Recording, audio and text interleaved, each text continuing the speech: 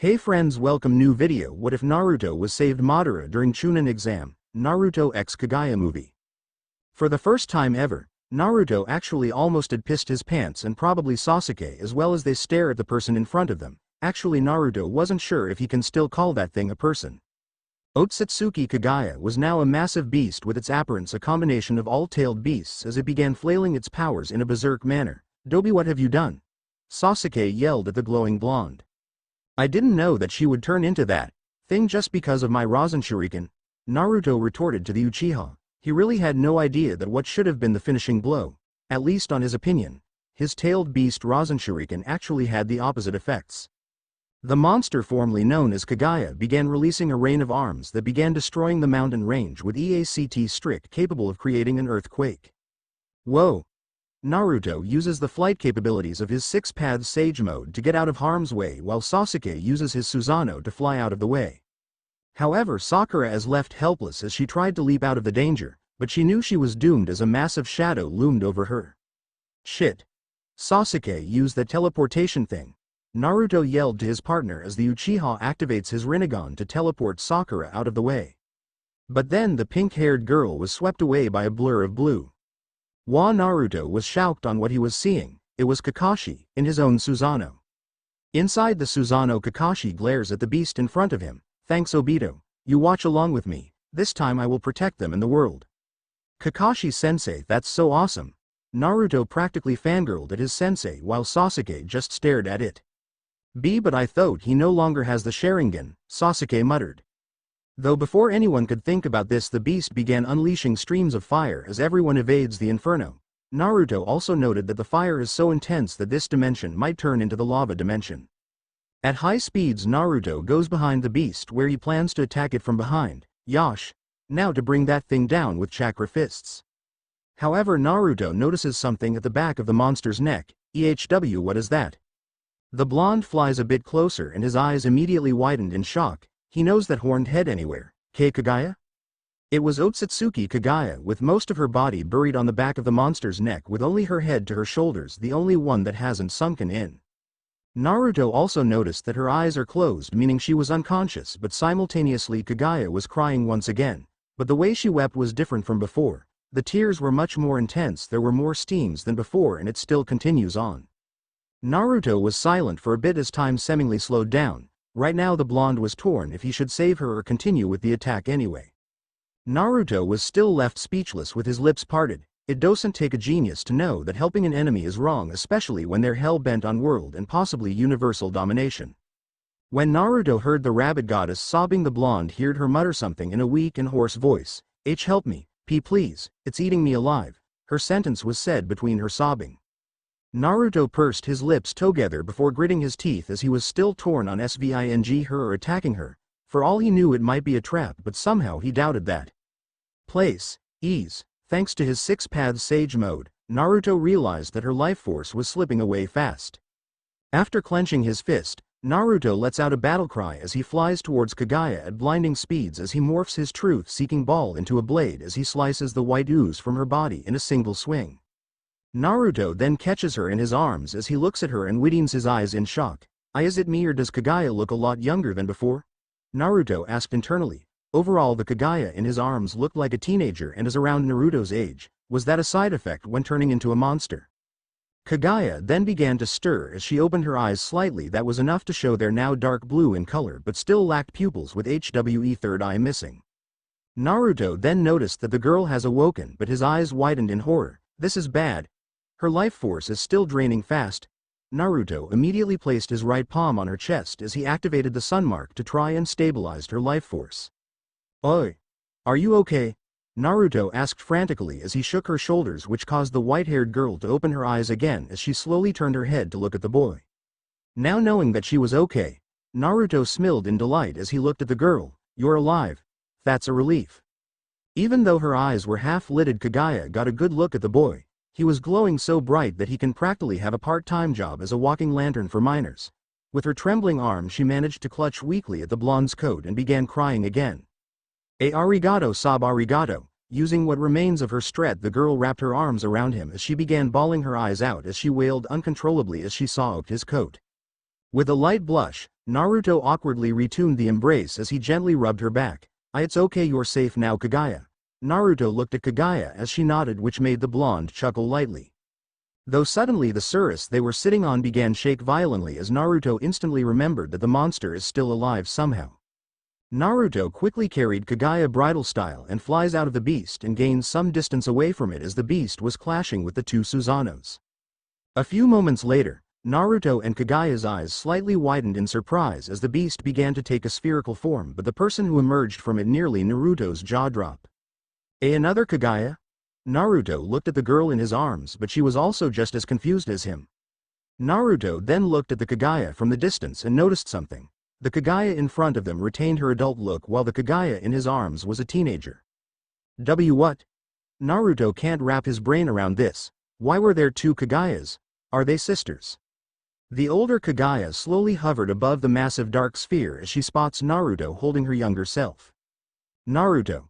Kakashi called out as he flies towards Naruto with Sasuke following suit. The glowing blonde turned towards them and smiled. Glad you guys are all right. Kaguya took this moment to glance at Naruto's companions with tired but curious look. Who are they? Kaguya asked, her voice still a bit weak, as she looked at Naruto. You don't remember? We were fighting you for the past several hours and you were practically kicking our butts, Datbeo. Kaguya shook her head as Naruto just stared at her in confusion as he glances at the girl's older self and doesn't notice the bewildered looks of his teammates. Two Kaguyas? Sasuke was glancing between the older and younger Kaguya as he was confused as hell. But how? Sakura asked, though everyone was just as confused as she was. Meanwhile, the older Kaguya lets out a malicious grin. You have my thanks, Ashura's reincarnate. But why? Naruto asked at the goddess, for getting rid of that piece of garbage, she said as she gestured at her younger self. Naruto's eyes widened as the white-haired girl in his arms flinched at the comment. What are you talking about? She's been nothing but a thorn on my side for what feels like an eternity. Ever since I took over, she was begging and begging not to hurt the people, especially her precious Hagoromo and Hamura, she said in a mocking tone. Naruto glared at the woman as he tightened his grip on the girl in his arms. All that she did was ninshu this and ninshu that, where she eventually passes this garbage to her children. That bitch never understood the true use for chakra and didn't even mind her children sharing it. All chakra belongs to us and us alone. I told her that a million times, but she just won't listen and just kept fighting me back. And when I finally took over, I tried to correct that bitch's mistakes by showing the people the true potential of my power and then getting rid of her pesky children, but as I fought those dogs, she kept begging me to stop the fighting, saying this is wrong. But of course I told her that this was her fault for bearing children in the first place and telling them that ninshu bullshit, which will of course just breed nothing but conflict once chakra is fucking shared. At this point, Kaguya tried to hold back her tears as she listens on the rant of her older self. Please, stop. And here we are now, a world that's now literally a living hell, all because that bitch shared her chakra like a complete idiot. The woman was interrupted as she received a foot to the face. With a streak of blood trickling down her lips, she looked at the blonde who kicked her. You little. Naruto's eyes were shadowed while the white-haired girl in his arms looks at him in shock. I get what you're saying and I understand it, but... The blonde glares at the woman with his steel-yellow eyes. This isn't her fault. Things just spiraled out of control from there. Yeah, Kaguya was the first person to have chakra, but even she couldn't predict that things would get this worse. She just wanted peace. It's just that the people decided to weaponize chakra, so it's our fault, not Kaguya's. Hee. Ha ha ha ha ha ha ha ha ha ha. The older Kaguya began laughing maniacally as she began shooting her ash-killing bones everywhere. Die ya piece of shit. Naruto narrowly evades the bones as he moved away. Was it something I said? The blonde asked to himself. Listen, Dobi. I don't know what's going on here, but which Kaguya here is the good one? Sasuke asked the Uzumaki. This one, I am sure of it. Nay, Kaguya-chan? Naruto said as he smiled at Kaguya, not noticing the faint blush that appeared on the girl's cheeks due to the suffix. Kaguya nodded at everyone. Sasuke gave a skeptical look before sighing. Well, you do look the part. Sasuke commented at that girl before glaring at the white-haired woman. Though we can't play reckless here since she practically lost it, Sasuke told his teammates as the older Kaguya practically donned a maniacal grin. It was Kakashi's turn to talk. Kaguya-san, do you know any weaknesses to your older counterpart? Kaguya shook her head sadly. No, that thing is composed of nothing but power, and because of that the chances of finding a weakness or hitting a blind spot is extremely low, she explained while tightening her grip on Naruto's coat. Don't worry Kaguya-chan. I am sure there's a way, Naruto said with an optimistic smile which brightened her a bit. Rahhhh. The older Kaguya flies forth with a colossal chakra arm, ready to pound and grind them to oblivion. Thinking fast, Kaguya manifests her own truth-seeking ball and makes a giant shield which successfully deflected the massive punch, but the punch was powerful enough to create cracks on the shield's surface. Whoa! Way to go there Kaguya-chan, Naruto queried. Thank you, Kaguya replied with a weak smile as she dissipated the dark orb. The older Kaguya snarled as she unleashed hundreds of chakra arms upon the group. As Sasuke slices the appendages with his Susanoo swords, Kakashi creates shurikens that have the same shape as his Mangekyo Sharingan. Kamui Shuriken. The said shurikens were able to warp away the appendages the moment it made contact with it. Better Susanoo can't do that. Naruto teased Sasuke, but the Uchiha ignores the comment as he continues to watch the capabilities of Kakashi's Susanoo. The older Kakuga then flies towards Naruto wielding her ash-killing bone. The Uzumaki manages to dodge her strikes with a frantic look on his face as the moment that bone stabs him it's all over. Talking back to me as if you know everything about mankind and stopping me from saving my precious nursery. You're just as worse as that little bitch there Baka. Baka. The woman's maniacal expression became even more worse and disturbing to the point where Naruto was sweating. Kaguya-chan, just who and what is that thing? Naruto asked. The white-haired girl was hesitant for a moment before meeting Naruto's gaze. It's a representation on my power. In other words, it's the 10 tails. Kaguya grimaced. That older, insane version of you is the 10 tails? Naruto asked in disbelief. Kaguya weakly nodded. After I was revived it adapted to my appearance and took over before I could explain anything to you, she said sadly. Naruto's mouth was agape as he glances between Kaguya and her older counterpart. Are you serious? But before he could ponder further he felt something lightly tugging on his coat and looked at Kaguya who had a pleading look in her eyes. Naruto, seal her away, please. I don't want to be taken over by her again. It was so painful, it was so dark and lonely, and watching her launch the infinite Tsukiyomi that turned my precious and innocent people into those things. The white-haired girl was now sobbing again as tears fell from her eyes. But the rabbit goddess was surprised to hear the blonde actually chuckle as she met his gaze with her teary eyes. Don't worry Kaguya-chan. Well, seal her away in no time, and then you can come home with us back at the village. It's gonna be tons of fun. We can go on missions and have a fantastic adventure. Meet Tsunade Bakken and the others. Oh, and we can introduce you to Ichiraku Ramen. I am sure you'll love it. That's why don't cry anymore Kaguya-chan. Naruto ended his speech with a big and bright smile. Kaguya was left speechless with her eyes widened and her mouth agape with her heart beating faster as she looks at Naruto's smile. It was practically just as bright as the aura around him. The way he smiles, it was so reassuring that actually made her feel safe. The rabbit goddess then began weeping out more tears, but this time they were tears of pure happiness. Still sobbing, Kaguya wraps her arms around Naruto's neck as she rests her head at the crook of his neck. Hi. Thank you Naruto. Thank you so much. You don't know how much this means to me. With a blush and sheepish chuckle, Naruto affectionately rubbed his nose at the top of her head. No problem Kaguya-chan. If there's one thing I am good at, it's cheering people up Dabbao. And for the first time Naruto actually heard Kaguya giggle, even though it was quite faint, as the two watched the older Kaguya clash with Kakashi and Sasuke. Naruto flies to the battle at high speeds, causing Kaguya to tighten her grip. Let's go Kaguya-chan. We've got a bitch to seal. Let's go Kaguya-chan. We've got a bitch to seal. Naruto exclaimed with a big grin. MMN. Kaguya nodded with her features now brightened up a bit as she looks on ahead while tightening her grip. Increasing his speed, Naruto goes to Kakashi's Susanoo and finally lets Kaguya down, allowing the girl to levitate inside the chakra avatar. What's the plan Kakashi-sensei? Sakura asked with Naruto and Kaguya also having the same questioning looks.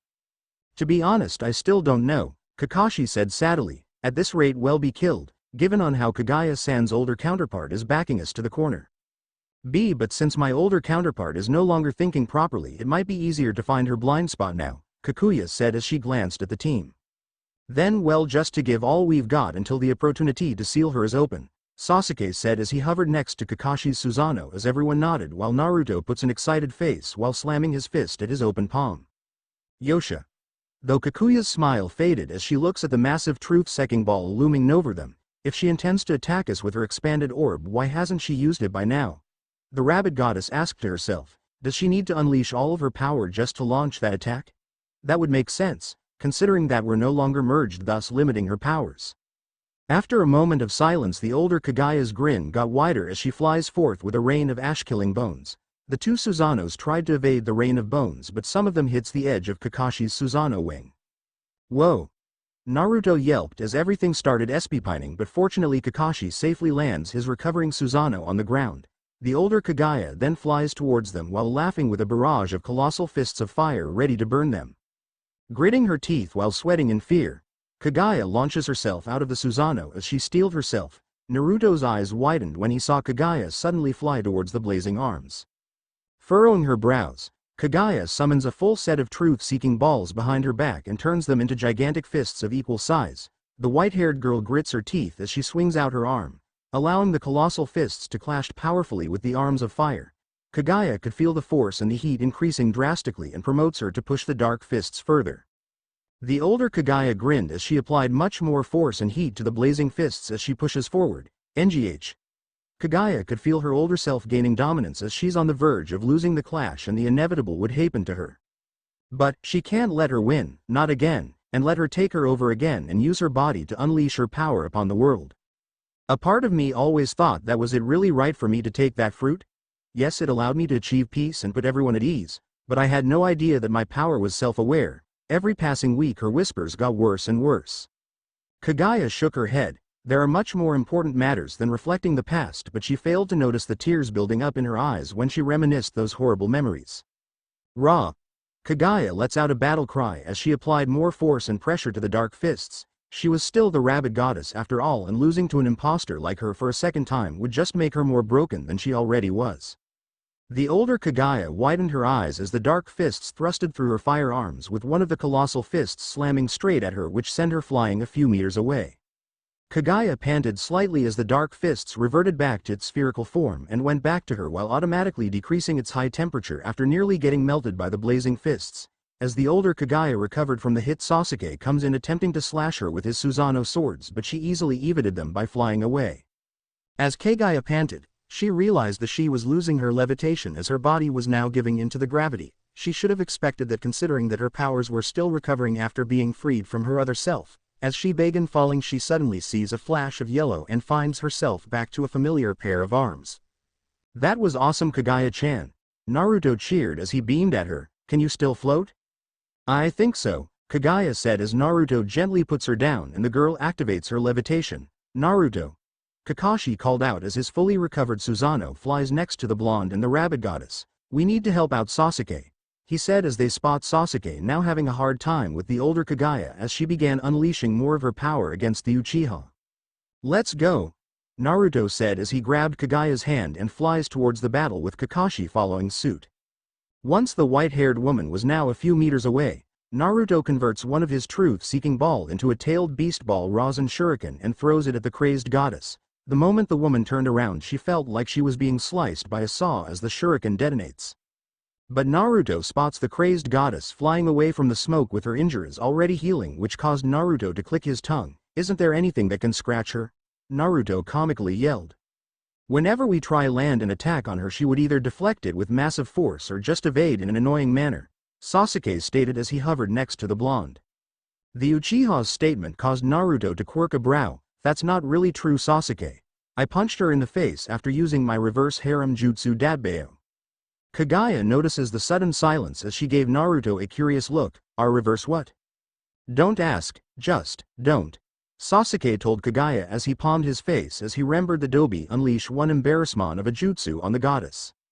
Anyway, we just need to overwhelm her so that we can have the chance to seal her, Naruto said with optimism as he creates hundreds of shadow clones as he once again tries to unleash his Naruto ultimate barrage. However, the older Kaguya summons a portal, allowing her to appear in front of Naruto. With a yelp, Naruto narrowly dodges the ash-killing bone and uses the opportunity as he punched and kicked her several times before mooring his truth-seeking ball into a staff and whacks her real hard, and then creates a chakra arm with a charging Biju bomb, and the goddess is passed towards Naruto's clones.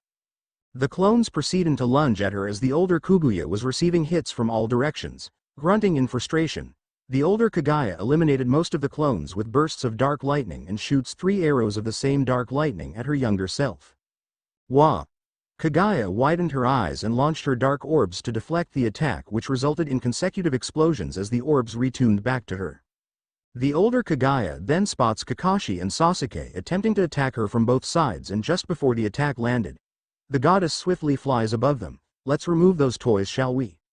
With large bones jutting out of her back, the older Kaguya unleashes a barrage of ash-killing bones as they pierce both Susanoo's. Sasuke and Kakashi's eyes widened as their chakra avatars began to crack rapidly as the body begins to crumble apart. Fortunately, Kaguya morphed her truth-seeking ball into a long arm and was able to pull Sasuke away from the rain of bones. The same goes for Kakashi and Sakura as Naruto uses his chakra arms to pull out the two and the remainder of Naruto's clones fly towards them. Kaguya then provides the trio platforms to stand on using the dark orbs. Sasuke then notices that the massive truth-seeking ball is still growing. That orb is still growing. If she's planning on attacking us with it, then why hasn't she executed it? Kakashi asked as he too looks at the orb. She probably needs to charge all of her power just to execute her assault, Kaguya said to the team. So we basically need to seal her before she destroys this dimension along with us, Sasuke said as he glared at their opponent while Kaguya nodded while Naruto clenches his fists. I definitely can't teleport away such a giant object with Kamui, and even if we escape into the other dimension. Kaguya furrowed her brows slightly as she continued for Kakashi. If that orb gets too large, we won't be able to return to this place. In order to stop that thing, Sasuke muttered. We need to seal that rabid granny like right now, Naruto continued. However, the older Kaguya then sees the group's state and grins darkly and giggled in a disturbing manner as she tilts her head. I am immortal, and if either of you die, you scum can't seal me away, so, which shall it be? You're mine, you psycho witch, Naruto yelled comically while poking his head from his clones. Guys, gather around, I have a plan, Kakashi told the group, and they all complied as they listened in. Meanwhile, Black Zetsu was still pinned to the ground but smiled at his mother's approaching victory. Mother just gained more power. Both her might and speed are exceptionally greater, the dark creature said as he senses his mother's increase in power. After Kakashi told them their strategy, they all nodded and everyone then flew towards the goddess at blinding speeds with, "Let's finish this," Naruto exclaimed with a smile. The older Kaguya furrowed her brows as she saw her younger self taking the lead. She then shoots her ash-killing bones, but this time they were shot with blinding godlike speeds. Fast! Kaguya mentally gasped and tries to summon her own ash-killing bones, however nothing came out. What? Why? Kaguya suddenly sensed the incoming bones and activates her Byakugan, allowing her to narrowly evade the bones. The white-haired girl then creates a giant hand of chakra, protecting her from the rain of bones, though the rabid goddess noticed that the protective hand was breaking apart fast and increased her speed. The older Kaguya gasped as her younger self was now a few meters from her at blinding speeds. Kaguya then slams a chakra fist coated in lightning onto her older self that successfully sent her upwards. Seeing the goddess fly upwards, Kakashi leaps out of his platform, now.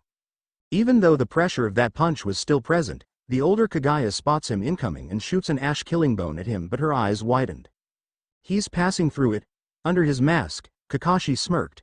It really is a nifty technique, Obito, to be able to pass through things, and now I can resure CT this move as well. Kakashi mentally exclaimed as he charges his hand in shimmering lightning, which then turned dark as it gets enhanced by the 6 paths power thanks to Obito. Kamui Lightning Blade. Kakashi strikes the goddess with the dark lightning as it nearly severed her right arm as blood gushed out. Oh no, her right arm. Black Zetsu panicked as his mother's right arm was now out of commission. Because of her injury, the older Kaguya cannot properly maintain her levitation as her body gave in to the gravity. Her eyes widened in panic as the reincarnates of Indra and Ashura appeared from both sides. Shell won't have enough time to teleport to another dimension, Black Zetsu said frantically as he manipulates the older Kaguya's severed arm and sprouts out an ash-killing bone with the crazed goddess seeing this and opens a small portal for the bone to go through while she would use her remain image arm to take out the other side. As the bone she shot began to crumble, Sasuke is suddenly enveloped by a burst of smoke with the real Naruto emerging from it. TCH. So both of them were Ashura's reincarnate after all. They must be switched back then. The goddess cursed. Then, the one on the right is the real deal. Black Zetsu then shoots the ash-killing bone through the portal and is about to go to the other side that was right in front of Naruto. Quickly spotting the incoming attack, Kakashi activates his Mangekyo, Kamui. Thanks to the Kamui, the portal and the bone were warped away instantly. No, Black Zetsu screamed. As Naruto closes in, Sasuke used his Rinnegan to switch places with the crumbling clone. The moment the Indra reincarnate appeared, the older Kaguya felt a bead of sweat roll down her face. Not good. The goddess tried to calm herself down as she tried to think fast. I'll go to the ice world. No. Indra's reincarnate possesses the Amaterasu, so that would be no good. The older Kaguya was about to have a panic attack, but she suddenly felt a massive surge of power. My chakra is now fully charged. I can now use my Truth Seeker orb to crush them.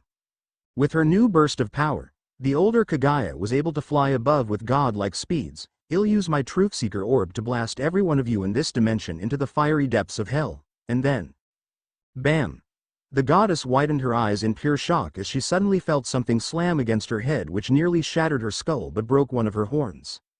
We're both women here, Sakura yelled internally as she applied more pressure to her punch. So don't you dare mock me.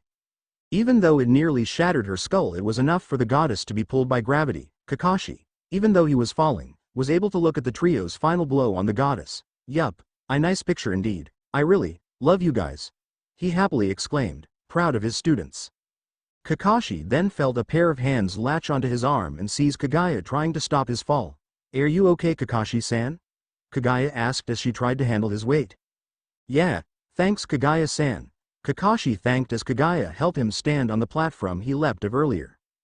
Touch, that was it. The older Kaguya felt her body freeze the moment they touched their marked palms on her. She was defeated by a group of puny children, including that piece of trash known as Otsutsuki Kaguya, and furrowed her brows in fury. Naruto and Sasuke gave each other a nod as they simultaneously activated the marks on their arms. Rakudo Chibaku Tensai. ARRRGHHHHH. The older Kaguya screamed as the seal was taking effect, with the jutsu ripping her ability to manipulate chakra and her dojutsu in a painful manner. The originator of chakra, defeated again by mere fragments of chakra, the goddess mentally muttered as she began losing consciousness.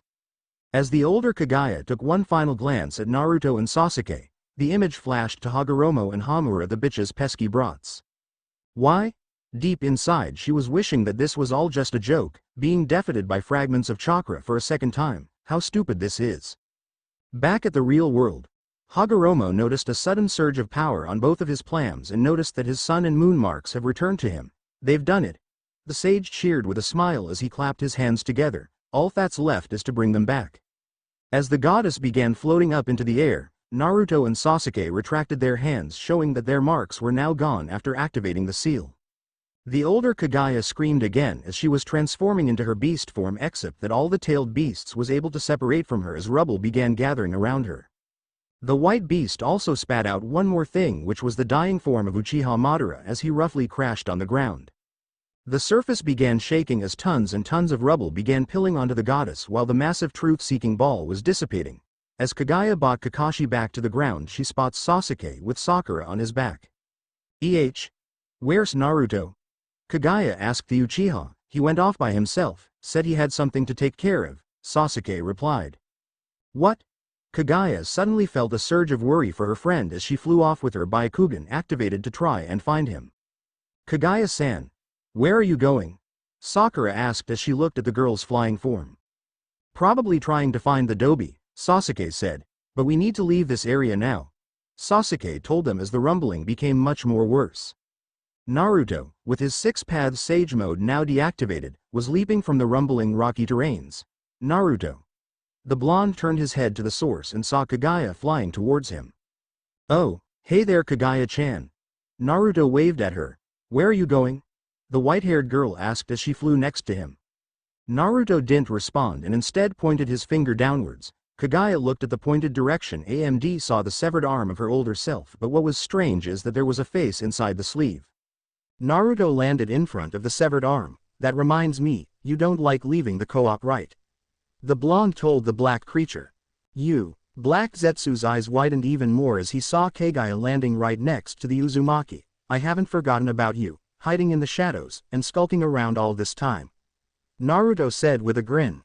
Black Zetsu shuddered in fear as Naruto grabbed the arm he was stuck to. Why, you're just a piece of the shinobi history I created.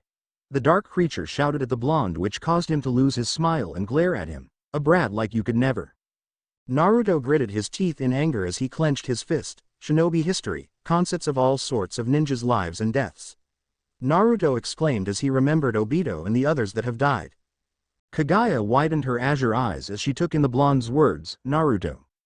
You're just a brat who can't even fly from his nest. Naruto then picks up the severed arm as he prepares to hurl it at the building moon. It's time you get over yourself. With all of his strength, Naruto throws the creature to the building moon as he watches him get buried deeply in rubble. After a few moments, Naruto got over his anger rather quickly as beamed at Kaguya. It's all over, Kaguya-chan. Kaguya's lips slowly curved into a smile. Hi, it's all over. Kaguya's eyes suddenly felt heavy as she collapsed, but Naruto was able to catch her. What's wrong, Kaguya-chan? Naruto asked with concern as he helped her up. However, Kaguya suddenly pulled him in a tight embrace and began sobbing. It's over, it's finally over, I am finally free. It took Naruto a moment for his brain to register what was happening and blushed at the sudden contact, but nevertheless chuckled as he gently stroked her back. Yup, you're now free. And you can now come home with us back at the village and have tons of fun.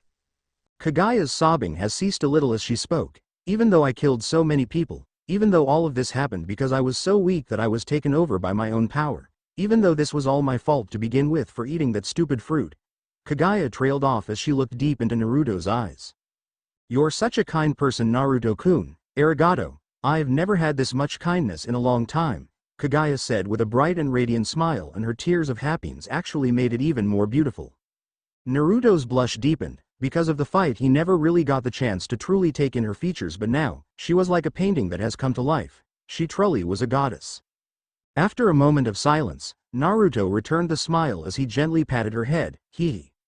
Well, ain't this a sight to behold? Kakashi, who was carrying Madara's body, said cheerfully, which made Naruto and Kaguya's eyes widen in shock as they quickly released the embrace with red faces. Note this is Kaguya's face completely red that contradicts her white skin and couldn't even complete her excuse. Naruto just grumbled while looking at the gown with his face in the same shade of crimson. Sakura just giggled in amusement while Sasuke just gave HMPH with a small smirk while crossing his arms while the tailed beasts gather around the group. So, what now? Kurama asked after a moment of silence. So what now? Kurama asked after a moment of silence. The kitsune's question made Sakura widen her eyes in horror. He's right. What about us? We're still stuck here. How are we supposed to get home from here? Naruto was silent for several moments before screaming, "Ah! You're right. Looks like he's still a tad bit dumb," Son Goku said with a nervous chuckle while Kurama just groaned. An idea suddenly came to Naruto's mind. Wait, Kaguya-chan can teleport us out of here. Naruto then looked at Kaguya with a hopeful look. A bit surprised at the blonde's yelling, Kaguya stepped back a little with a small sweat drop. You can do it, Kaguya-chan, after all you have the power to switch between these dimensions. It took a moment for Kaguya to register the blonde's words as she gave him a reluctant look. I'm not sure if I still have that ability, she said as the girl looked down at the ground. What do you mean, Kaguya-chan? Naruto asked, quirking a brow. Since I am no longer merged with my other self, I mostly lost all of my powerful jutsus, and what remains are my secondary powers such as the Truth Seeker orbs and my ability to shape chakra, but it's pretty much obvious due to the lack of my third eye. So what you're saying is, Kakashi muttered, that older version of you is basically the other half of your power, only difference is that it can't be considered a half since the older you has most of your jutsus. Sasuke continued as Kaguya looked sadly at the ground. I am sorry, Kaguya apologized in a depressed tone. Naruto frowned slightly. There's gotta be a way. The blonde thought as he and the others tried to think a way. He doesn't want to be stuck in a deserted dimension forever. Meanwhile at the real world, the reincarnated Hokages and the spirits of the previous 5 cages prepares their jutsu. Kuchiyose no jutsu. Back to everyone in the tailed beasts, suddenly a gust of wind underneath their feet, and before they knew it, everything went black for a moment before landing on solid ground. Naruto looked at his surroundings and after a moment, he widened his eyes. We're back. Welcome back, Naruto, Minato greeted. Dad? Naruto also noticed that both of his arms were now missing. Kaguya took in her surroundings as well. We're back at the real world. But how? Hashirama looked to his left and saw Madara's dying form.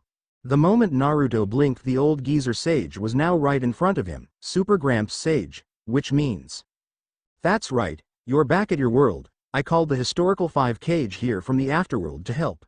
Hagoromo explained before smiling. Naruto, Sasuke and the rest of you, excellent work for saving the world. Was Kaguya hearing right? Right now she didn't want to believe on what she just heard and wanted to believe that it was just all her imagination, but that familiar voice just sounded way too real. No longer looking at her surroundings, Kaguya slowly turned her head towards the source. Please, please, please don't let it be him. Slowly she opened her eyes, and froze. Kaguya felt like time had stopped the moment she saw his face. It was still the same, he was still the same. Hagoromo. Kaguya placed her trembling hand over her mouth as she tried to stifle her sobbing, but was futile as tears began streaming down her eyes. She remembered the last time she saw her beloved sons. Hagoromo and Hamura watched as they saw their mother being covered in endless rubble as she was risen up to the sky.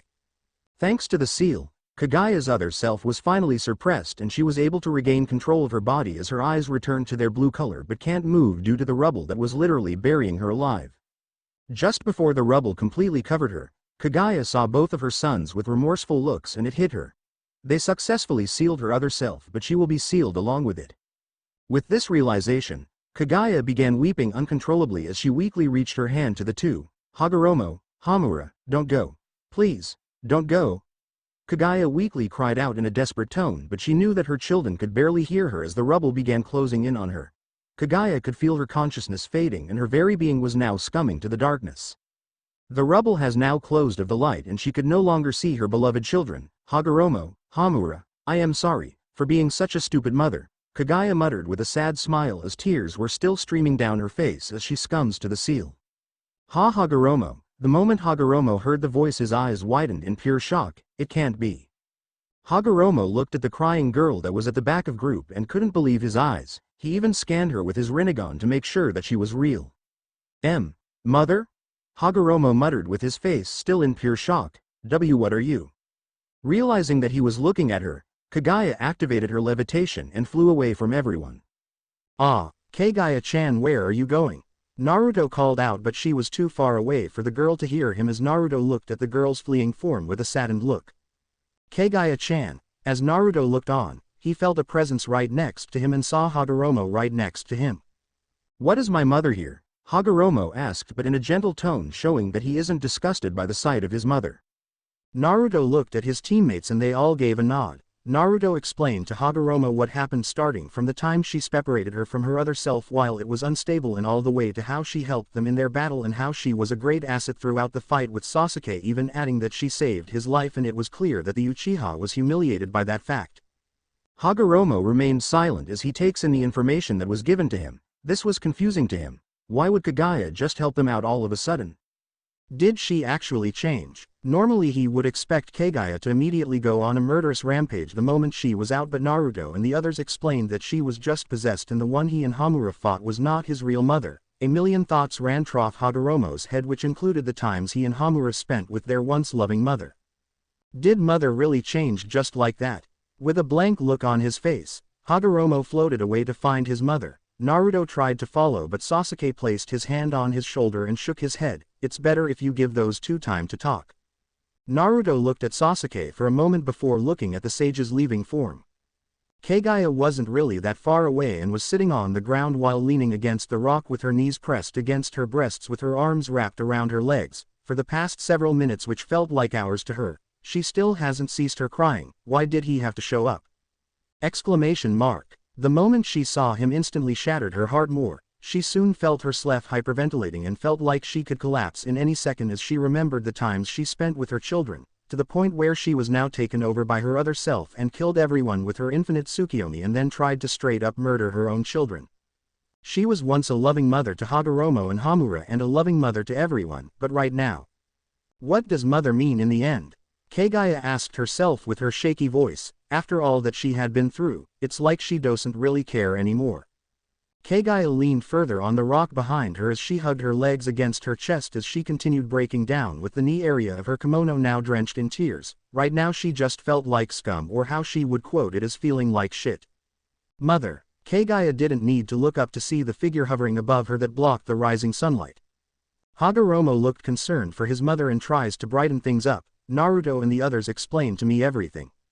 Silence. And I must say I am quite surprised, he said with a nervous laugh. More silence. Hagoromo frowned. Mother, you can't ignore me forever, you know. After a minute of silence, Kaguya finally spoke. I never asked you to follow me. Hagoromo laughed lightly at her statement. I see you're still like that. Kaguya's frown deepened even more, showing that she was not even a tiny bit amused by it. I never told you to follow me, Hagoromo, she muttered while doing her best to wipe off her still streaming tears. Gee, that's true, but, Hagoromo calmly retorted, but why did you ran off like that, mother? Kaguya remained silent but then sent a weak glare towards her son. Just leave me alone, Hagoromo. Comma comma comma, comma comma comma, comma comma comma, comma comma comma. Kaguya looked up a little bit and saw that her stubborn son is still there hovering. I said leave me alone, dummy. Hagoromo's eyes widened. Did he just hear her right? But then again, she overall looks a lot younger than usual. Then again, Shaw actually used to say those type of things sometimes to the people that annoyed her. He chuckled lightly to himself. Kaguya heard Hagoromo's faint laugh and sent him a death glare. Leave now. Hagoromo slightly flinched at that. That was one of the reasons why he feared her, since even a glare from her felt like his body is about to explode. Though as he looked at Kaguya, her eyes were practically now really red and swollen. Right now his mother was actually vulnerable. Is it because you hate me for what I did? He asked, which made Kaguya gasp slightly at the question. I couldn't really blame you for that, Hagoromo said as he sat next to his mother. Gee, that's not really it, Hagoromo. Kaguya reassured her son with a shook of her head as her tears have ceased flowing but coughed back choked tears to regain at least some of her bearings. Hagoromo looked at her mother's features and puts a sad smile. You're lying, mother. Since you've been weeping you can no longer keep a straight face, you know, he said with a nervous smile. Kaguya said nothing as she looked back down at the ground with her tired and depressed eyes, but was a scowl. Silence passed by and Hagoromo was trying to figure out what to say in order to break the ice before Kaguya breaks herself. Why, you know, given your predicament, you actually look more like a big sister than a mother, Hagoromo said, which made Kaguya actually perk up a little. Is that so? Hagoromo looked at his mother to see if she at least brightened up, only for him see that nothing has changed as Kaguya was still glaring daggers at him, but the expression was conflicted. Hagoromo frowned again as he gazed at the ground. Mother, like I said, I can't blame you if you hate me for what I did, and I understand that you still hate me to this very day. I am a really stupid son, huh? Since we sealed you and not even giving you time to explain or even fight back that power of yours. Instantly, Kaguya raised her head with a shocked expression. Hagoromo, you're not stupid. And I could never hate you. She shouted at her son with a stern but also frantic look as she stood up and shook his shoulders. I am the stupid one here, she said between light sobs. Hagoromo remained silent as he waited for his mother to continue. I am the one who ate that stupid chakra fruit in the first place and, like a complete idiot, thought that there will be no consequences for the act, and look at where it led to, Kaguya said as she gestured at the ruined lands around them. And I can clearly the world's hate towards me the moment my feet touched this ground, Kaguya grimaced. As Hagoromo looked at the ruined land, she was kinda right about it being her fault to begin with, but still. Mother, I am at fault here too, Hagoromo sighed, and before Kaguya could protest, he raised his hand and projected the memory of their battle above them. Instead of reasoning with you first, we immediately assaulted you without mercy and never even gave a single thought on what was wrong with you. Hagoromo. Kaguya pried her eyes off the projection to look at her son. I don't know if you knew this, but we actually battled you out of pure fear, from how you killed most of humanity with your infinite Tsukiyomi, even though you revived some of them to ensure they are not extinct, which then builded up to that point where you've now gone fully insane with power. I was stupidly arrogant during that time, so it can't be helped, Kaguya said between light sobs. Hagoromo looked at his mother. Mother, it's not your fault. All you wanted is peace and stop the rising world conflict that would eventually detonate on their faces. I guess you can say that you just acted at the heat of the moment when the conflict of the world was getting out of control. While still staring at the ground, Kaguya gave a meek nod. Mother, I am sorry. I am truly sorry for everything that we did, being sealed in there for eons, all dark and lonely. I don't think there's anything that would make me make up for what I did. He was interrupted when his mother pulled him in a gentle embrace. Hagoromo stood there silent, unable to talk. Kaguya slowly shook her head as she tightened her grip on her son. You don't have to apologize, Hagoromo. she said with a soft smile. Like I said, this is my fault from the beginning. Kaguya trailed as she wipes the last of her tears, and now that I am revived, I now have the opportunity to make up for everything had I have done. When they broke the embrace, Hagoromo saw Kaguya smiling. His eyes widened a little at how she was able to quickly get out of her, but he could tell that her heart is still in ruins and her strong will was the only thing that was keeping her from losing it. Hagoromo just hoped that she could hold herself together on her second chance at life.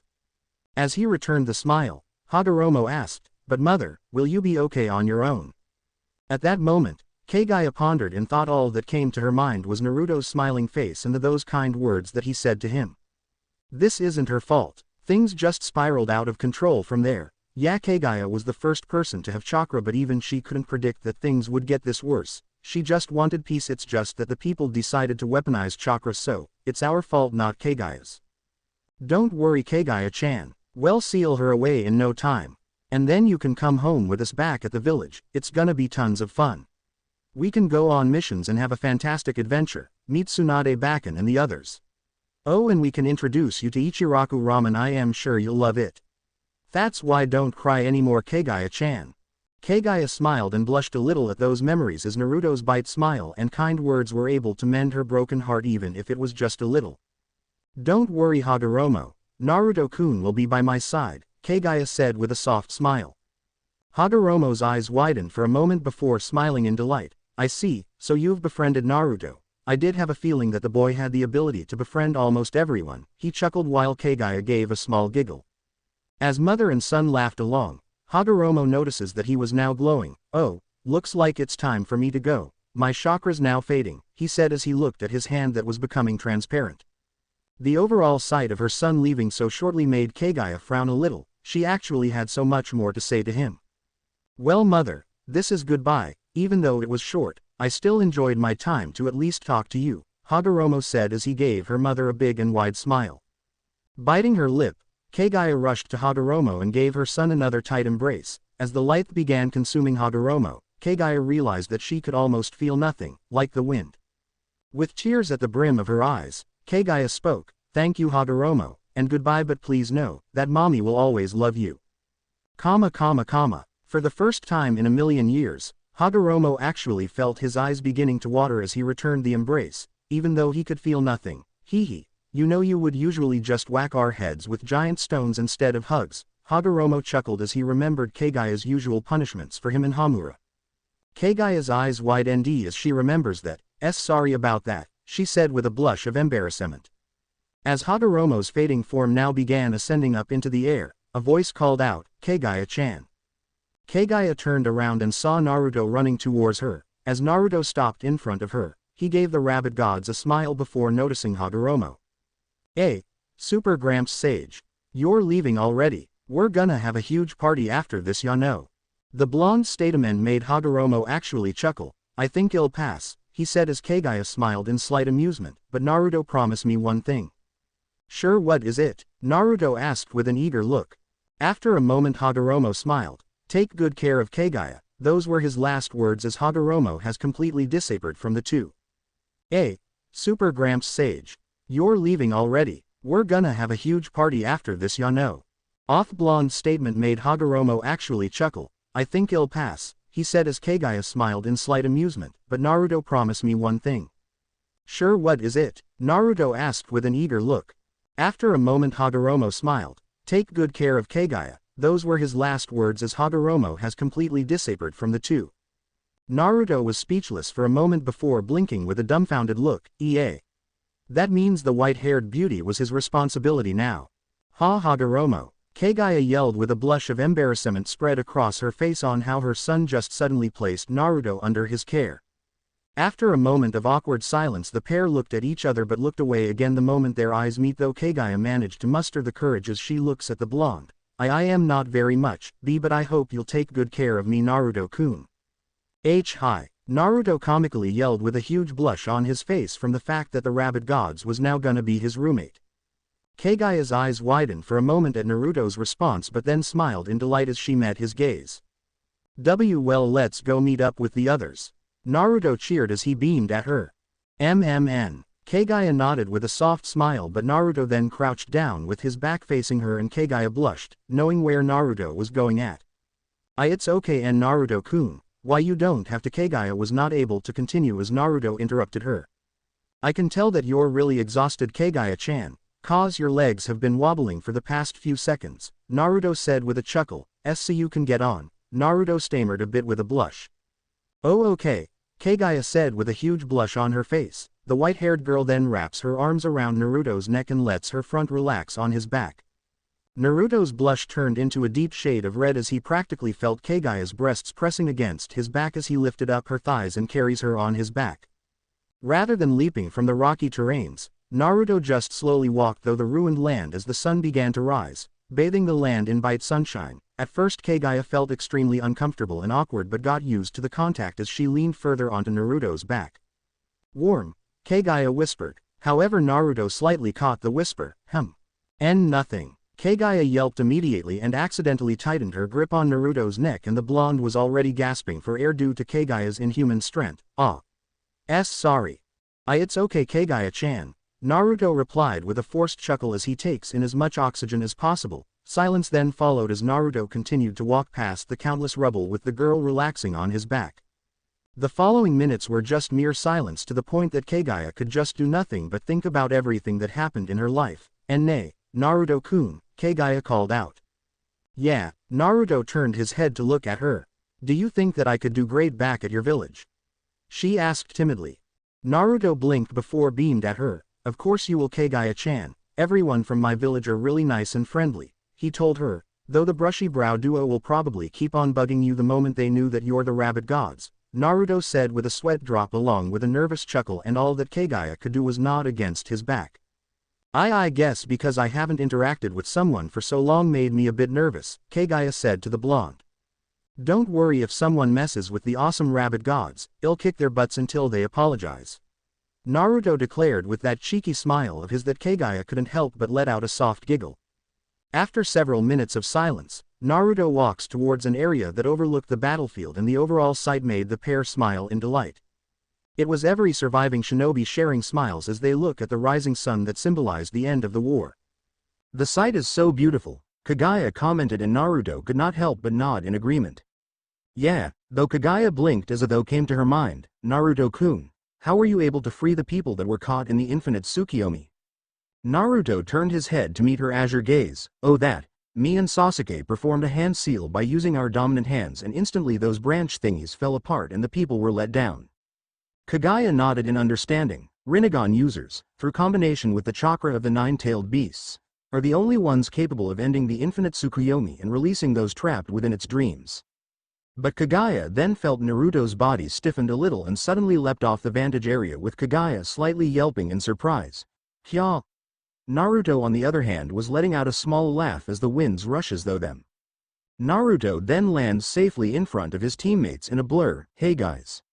Hey there Naruto, Kaguya-san, Kakashi greeted with a cheerful look. As Naruto walks towards his teammate, the group took a moment to look at their surroundings, from the risen sun to the joyful faces of the shinobis everywhere. It's finally over, Kaguya cheered with a soft smile on her delicate face, with Naruto letting out a chuckle. Yeah, the blonde said, this better be the last goddamn war, Sasuke grumbled with annoyance in his voice, which made Naruto nervously chuckle. I am pretty sure that this will be the last one, Naruto assured the Uchiha. I mean, look around you. Sasuke did just that and looked around him and found smiling people everywhere, I guess. Kakashi then lets out a sigh. After this it's gonna be one massive celebration which will leave a massive mess, he groaned, not looking forward to the cleaning job that he will surely be involved in, which made Sakura let out a nervous laugh. Naruto. The blonde turned his head to the side and spots all of Naruto's friends rushing towards him. Oh, hey there guys.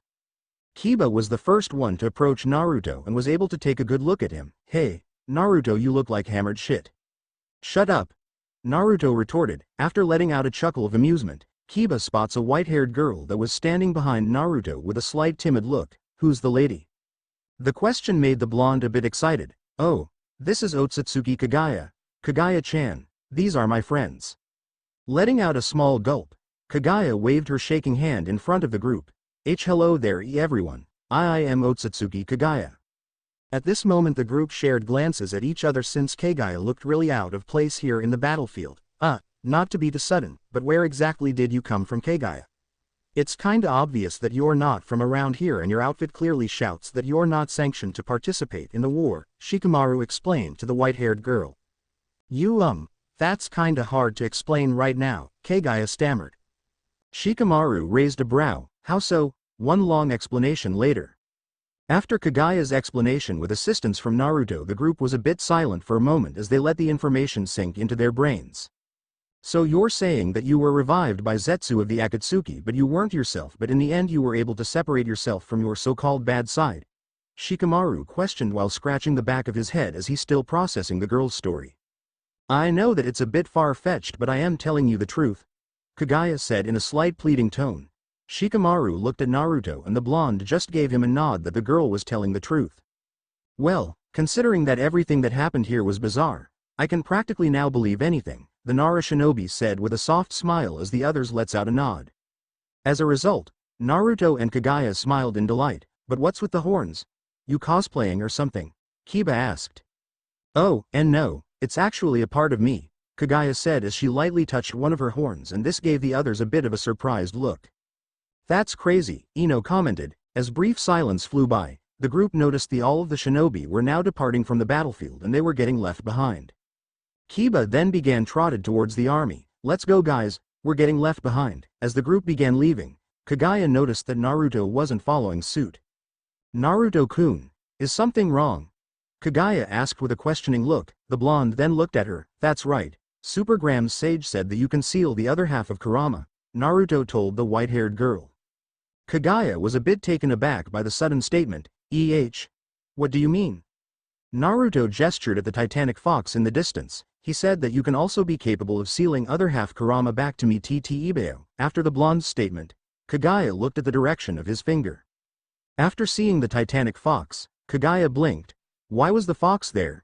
During the fight, Kaguya sensed that Naruto housed the 9 tails as well as tiny portions of the tailed beast's chakra. Seemingly reading her mind, Naruto answered, in the past Kurama was actually split in half and I house the other half and the other one kinda needs to be sealed as well, the blonde said, scratching his whiskered cheek. I see. After the information sank into her brain, Kaguya suddenly puffed out her chest with a prideful smile. Oh, of course you would go to me, I am the undefeated rabbit gods after all. The white-haired girl boasted out. Naruto could only blink and sweat drop at Kaguya's sudden boast. Realizing what she just said, Kaguya's face slowly rose to a deep scarlet and placed her hands against her scarlet cheeks. Did I just said that? I thought I was over my prideful attitude. Well, let us go. Kaguya stuttered as she began rushing to where the fox is located. Naruto was still blinking as the girl ran past him, and as he saw her running form, he smiled as he went after her. Are you sure you can do this? The young half Kurama asked Kaguya as he looked down at her. Yes, I am positive, Kaguya told the kitsune as Naruto grinned. Yosha. But before anything could happen, Kaguya noticed that the octopus-like tailed beast was absent along with the others. Nay, where are the other tailed beasts? Oh, the old man sealed the 8 tails back to its Jinchuriken. As for the others, they went their separate ways back to their places in the land, young Kurama stated, and Kaguya knew who he was referring to as the old man. After a brief silence, Kaguya cleared her throat. Well, are you ready, Naruto-kun? The blonde held up his fist. Yeah, he replied while still getting used to the girl's kun suffix. Okay, well, I need you to lay down so I can seal it properly, Kaguya stated. Naruto nodded and laid down on the ground. After a few seconds, Naruto noticed that Kaguya was stammering a little bit. What's wrong, Kaguya-chan? The white-haired girl shook her head furiously as she tried to lift up Naruto's shirt. Realizing what she was doing, Naruto blushed madly at how he was exposed. Kaguya's already scarlet blush only deepened further as she saw the blonde's toned body. Kaguya. Stop stammering. You need to seal the other 9 tails back to Naruto-kun. Kaguya reprimanded herself as she tried to focus on her task.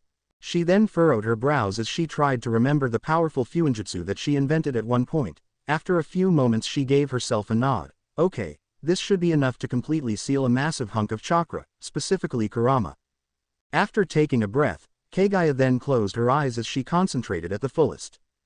Before Naruto could even question her, Kaguya was enveloped in a light red aura as 8 chakra arms busted from her back and latched onto Kurama. Whoa, whoa, both Naruto and Kurama muttered the same thing as the fox was absorbed into the girl. With the crimson aura still intact, Kaguya opened her eyes showing their now blood-red color with slit pupils. Here goes nothing. Kaguya slammed her hand onto Naruto's belly as the seal mark reappears. Kaguya could feel the chakra successfully channeling the chakra from her to Naruto and managed a smile of delight.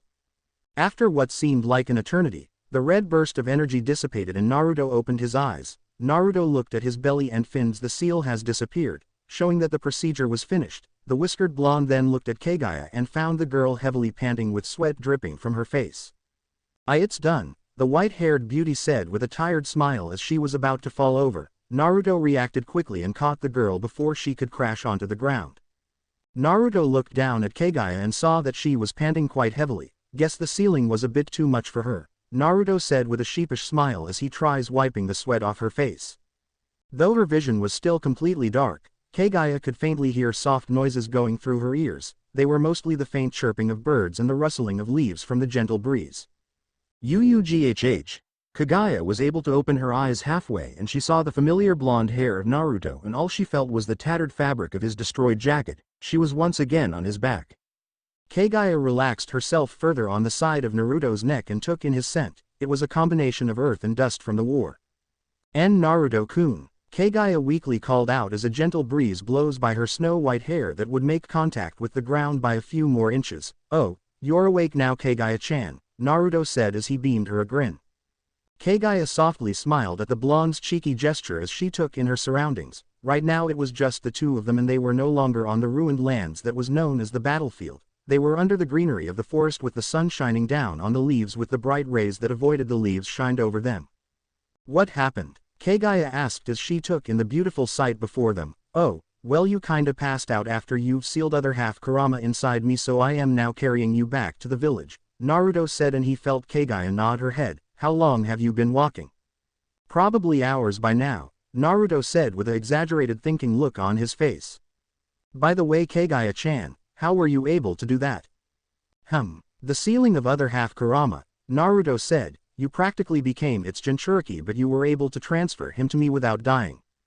Kaguya blinked in confusion. Why would I die, Naruto-kun? Because when a tailed beast is extracted from the host, aka a Jinchuriki, they would die instantly. That's why I got a bit scared earlier, Naruto explained. This made Kaguya widen her azure eyes in shock on how she actually could have died right there and pondered in thought. For some reason, Naruto saw a light bulb manifest on top of Kaguya's head as she perked up. It probably has something to do with my sealing jutsu. Your jutsu? Kaguya nodded. Yes, you see, when I activate that jutsu it would also act as a protection to my life force, she explained.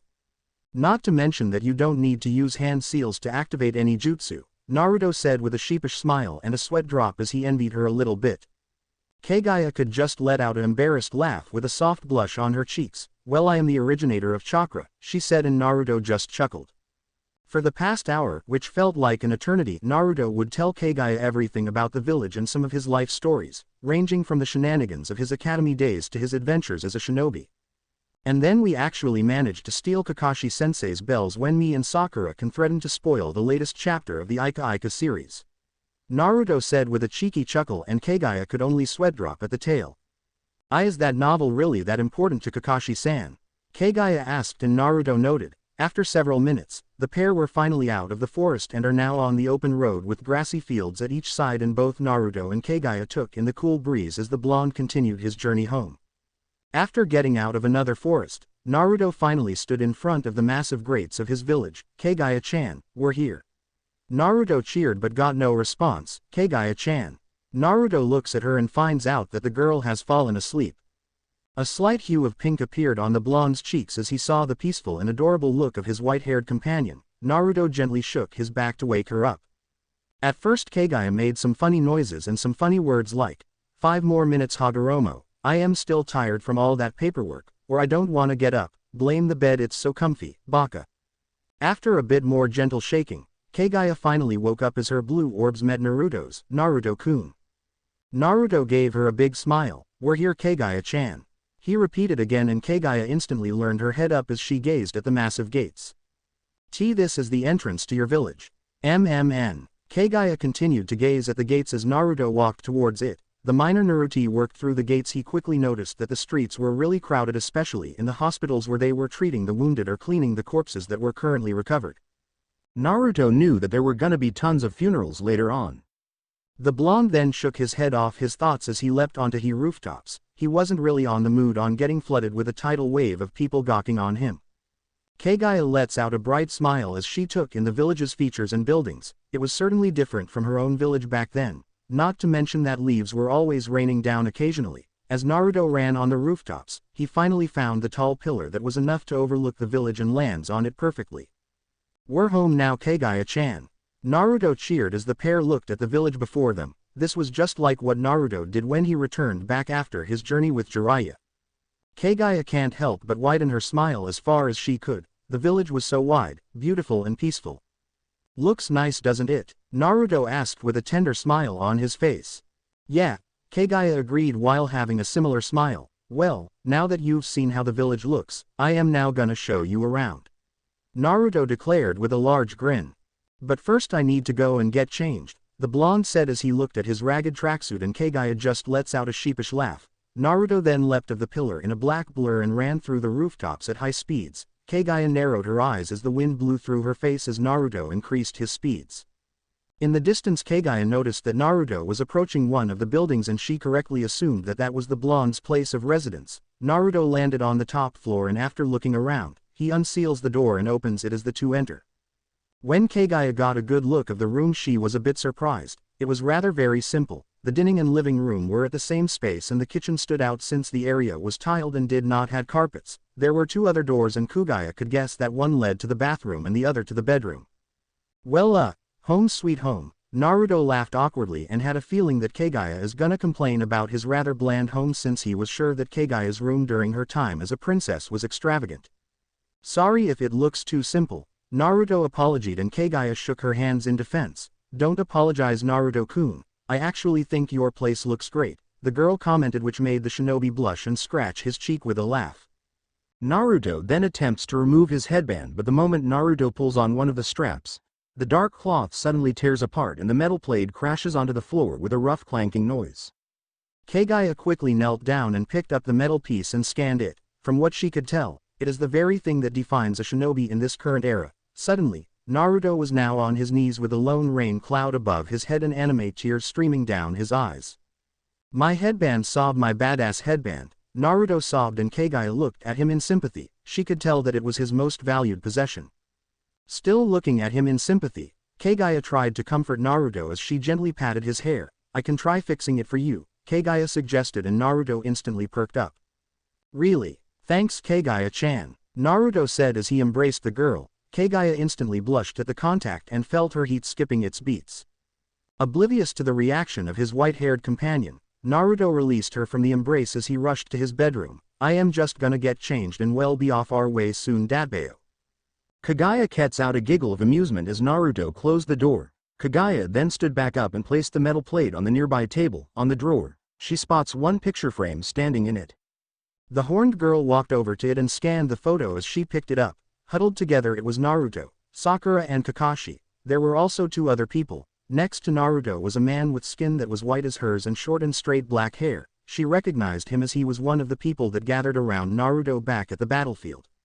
There was another person that was just as tall as Kakashi. He was wearing the common shinobi uniform along spiky brown hair and a rather unique headband as it framed most of his face.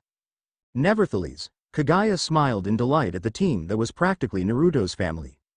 Several more seconds have passed and Naruto still hasn't gone out, and Kaguya became a little concerned as she walked to the door. She then knocked a few times. "Naruto-kun?" "Nothing." Kaguya was instantly worried as she quickly opened the door, and what she found was a bit confusing. Lying on his belly on the bed was Naruto, who was now in a fresh tracksuit and was snoring. With a soft smile, the girl walked towards the bed and knelt down as she looked at the sleeping boy. "Sleeping on me now, will he?" Kaguya said to herself with faint giggles as she lightly pinched Naruto's whiskered cheek. The poor boy was probably extremely exhausted to the point where he just fell on the bed. "I might as well cook something from Naruto-kun's kitchen," Kaguya said to herself as she stood up. However, her foot got caught on the hem of her kimono and slipped. "Kya?" Kaguya yelped as she falls onto the bed. Unconsciously, Naruto wrapped his arms around Kaguya's slender frame and had his legs entangled onto hers. NNN Naruto-kun. Kaguya stammered as the once white skin of her face turns completely scarlet as she was trapped at the blonde's grip. She tried to push him away and break free but to no avail.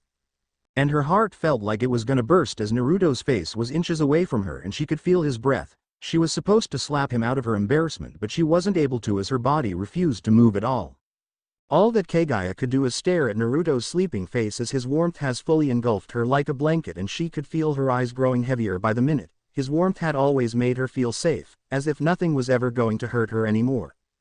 Then again, Kaguya was really exhausted herself as she still hasn't fully recovered from being separated from her other self and the nap she took when being carried by her companion wasn't really enough.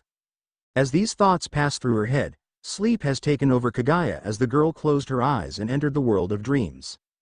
With an excited smile plastered on his face, Naruto went to his bedroom but was simultaneously resisting the urge to get on his knees and pant heavily. Naruto was actually extremely exhausted and was even slow to put on his new tracksuit.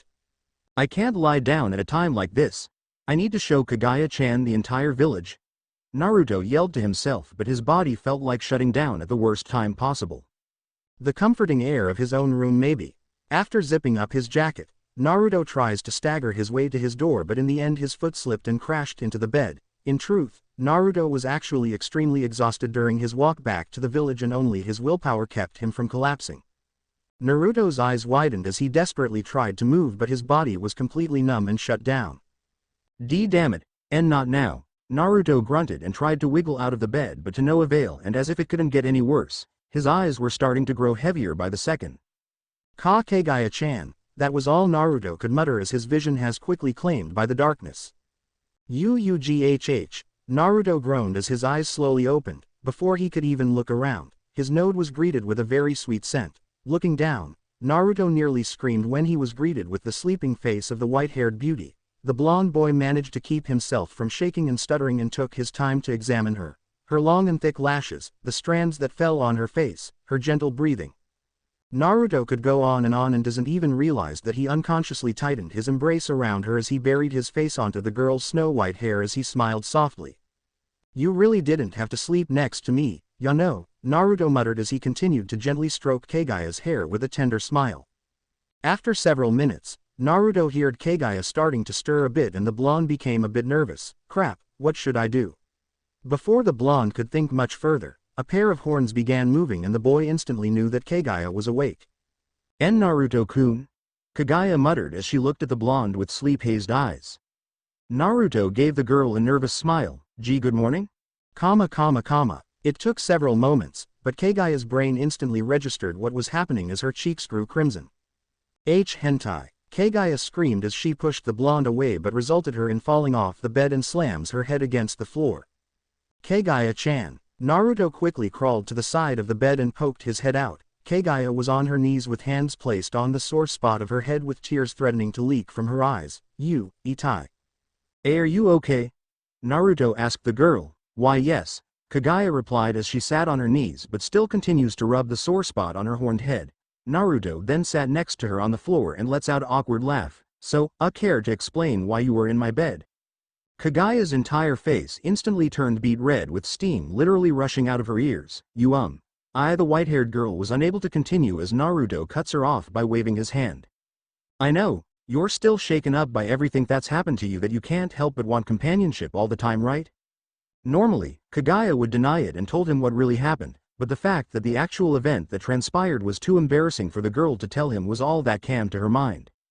Why, yes, the girl reluctantly agreed. Naruto chuckled as he pats her head gently. Kaguya was a bit speechless and blushed at how good it actually felt. With that done, Naruto gets up from the bed and offers his hand to his white-haired companion. Now then, with that little rest over, let's get out of here and explore the village Dabao. Kaguya softly smiled as she took his hand and pulled her up as she then gave the blonde an eager nod. With a big grin, Naruto grabbed Kaguya's hand and rushed out of the room. When the two were now at the front door, Naruto stopped and ran to a nearby drawer. Naruto-kun. With sheer curiosity, Kaguya looked over the blonde's shoulder and the said blonde lets out a gardener's hat. Naruto muttered as he placed the hat on the girl's horns and pulls out a kunai as he bore holes on the top of the hat. allowing it to go through Kaguya's horns. "There we go." Naruto cheered as he further fastened the hat on the white-haired beauty. At first, Kaguya blinked a couple of times, but as she placed her hands on the brim of the hat, she lets out a huge smile in delight. "Arigato, Naruto-kun," said Kaguya with her smile still intact. Naruto returned the gesture but was oblivious to the pink hue plastered on his cheeks. "It's just that I've noticed that the weather outside was really hot today." Naruto chuckled lightly as he scratched his whiskered cheek. "Now then, let's go Dabbao," Naruto cheered as he grabbed the girl's hand and led her out the door. The two then reached the outside corridors of the apartment complex as the wind immediately blew onto them with their hair dancing along. Naruto then helped Kaguya to the rooftop of the building, allowing them another view of the village, and this allowed Kaguya to see the gigantic faces carved on the mountain in the distance as she tugged at Naruto's sleeve. The blonde took notice of the girl's gesture and turned to her. Naruto-kun, what are the purpose of those faces at the mountain over there?" she asked as she pointed at the monument and gave Naruto an eager look. "I am awfully curious." Kaguya was seemingly unaware that her face was inches away from the blonde boy, with her hands now clasped together with a rose blush dusting her cheeks along with her azure eyes sparkling. Naruto swallows a lump on his throat as his face was becoming red. He was resisting the urge to embrace the girl and rub his cheek against hers as her level of mo has increased drastically. Taking a few steps backward, Naruto clears his throat. "Oh, well, that's actually the Hokage mountain. When you become Hokage, they would carve a giant version of your face right next to the previous one." The snow-haired girl then tilted her head to the side. "What's a Hokage? Guess you never had these types of things back then, huh?" Naruto chuckled before explaining. "The Hokage is basically the leader of this village and is regarded as the strongest shinobi in their respective village." "So, it's like a ruler, right?" the rabid goddess asked, and the whiskered blonde nodded. Though all of a sudden, Naruto points his finger to the Hokage monument with a grin beaming his features. "That's right. And it's also my dream of becoming one no matter what. I don't care if I am still a genin, I'll become the strongest Hokage." Kaguya softly giggled and walked closer to the blonde. But are you sure? Rolling a land is really a handful," she stared with a nervous laugh. The whiskered blonde just gave her a thumbs up before grabbing the girl's hand as he leads her out of the rooftop. "Hey, are you sure you want to go here, Kaguya-chan?" Naruto asked with his eyes slightly twitching. Kaguya nodded her head as the two continued to look at the library. "I am also very curious on the history of this village," she announced with a shine in her eyes. Naruto groaned inwardly as the goddess already entered the library. After several minutes, the pair finally walked out with Naruto carrying dozens of books that were all about the founding of Konoha, the history of the nations, and the clan feuds. Kaguya held one of the books as she read the book attentively with focused eyes, but Naruto was trying his best to watch where he was going while also balancing the books in his arms. Kaguya-chan, this is a bit too much." "Why no," Naruto said with a strained and shaky smile. "I am sorry, Naruto-kun, but the more I have, the better," the goddess insisted with an apologetic look, but an idea pops on her head. "Oh. Wait a moment." Naruto snapped his fingers and takes out an empty scroll where he seals the books inside them. "Much better." The goddess then took another glance at the library. Naruto-kun, your library is awfully small compared to what we had back then," she stated. There's a library that's more massive than this?" Naruto comically asked, bewildered. The goddess nodded her head while a body she suddenly dusted her cheeks. "I am not really good at measuring, but I can remember that the halls and the bookshelves went on and on in the distance," the girl said with a raised finger, but the blonde just sweat dropped. Really?" The girl just nodded as Naruto then walked ahead of her. "Well then, on to the next place." Several minutes of walking went on as Naruto tired to find any location of interest while Kaguya was reading her book with her full attention, which made Naruto a bit worried. And soon after that, the goddess was about to fall on an open manhole and Naruto was quick to pull her out of the way. Kaguya squeaked slightly as she was suddenly pulled from the blonde's strong grip. When Kaguya opened her eyes, she found herself wrapped tightly around Naruto's arms as he smiled playfully at her. "Geez, Kaguya-chan, if this keeps up, people might call you a klutz," the blonde chuckled. The princess separated from the blonde and had an embarrassed look on her face. "I am sorry, Naruto-kun." She immediately bowed. Naruto just lightly laughed as he took the girl by the hand and led the way. As Naruto continued to lead the way, many of the villagers that they passed by greeted him warmly with either a "welcome back, Naruto-san," or "congratulations on winning the war." Though the whiskered blonde noticed that some of the villagers were staring at Kaguya, though he breathed a sigh of relief. knowing that they were just curious stares and not fearful or malicious. Thank God they didn't know Kaguya-chan's story. The blonde boy is also thankful that only a few number of people have knowledge about the Otsutsuki clan. Naruto-kun. Where are we? Kaguya asked as she and the blonde were now standing in front of a large Japanese-styled castle that shined on the sun's rays. Haruto placed his hand on his chin with a thoughtful look plastered in his face. I think it's called the Kikyo Castle or something like that. Can we take a look inside? Kaguya asked. Naruto pondered for a moment. I don't really think we can. I don't even know if they're allowing visitors right now. Kaguya realized that the blonde may be right since the war just ended and they were both sure that the funeral service and the medical service are going to be busy to the bone. Suddenly the white-haired vixen heard the blonde's stomach rumbling rather loudly. Oh, that's right, we haven't eaten anything yet, Naruto said while chuckling sheepishly with his hand at the back of his neck. Where do you think we should eat? The moment the goddess lets that question escape her lips, her companion gave her a devilish grin. And Naruto-kun? I know just the place, Naruto declared as he dragged the girl towards a certain stand. We're here, Naruto panted as he tries to catch his breath with Kaguya doing the same. And Naruto-kun? Where are we? She asked and Naruto's grin just got bigger. The restaurant sent by God himself. Naruto shouted with joy. Truth to be told, he really missed ramen and this was probably the longest time where Naruto hadn't eaten ramen due to the war. This was created by God? Kaguya gasped while placing her hands over her mouth. Naruto blinked at first and then sweat dropped when he realized that his roommate fell for his exaggerated yelling. And no, it's just a normal stand. This caused the girl to tilt her head to the side. Then what is their place then? Ichiraku Ramen. Naruto yelled with a finger to the sky as he faced her. It has the greatest ramen in the entire planet. Kaguya was rather silent, which confused the blonde. Kaguya-chan. What's a ramen? At this point, Naruto was completely dumbfounded as he comically tilts his head with both brows raised. Are you telling me that you guys never had ramen at your time?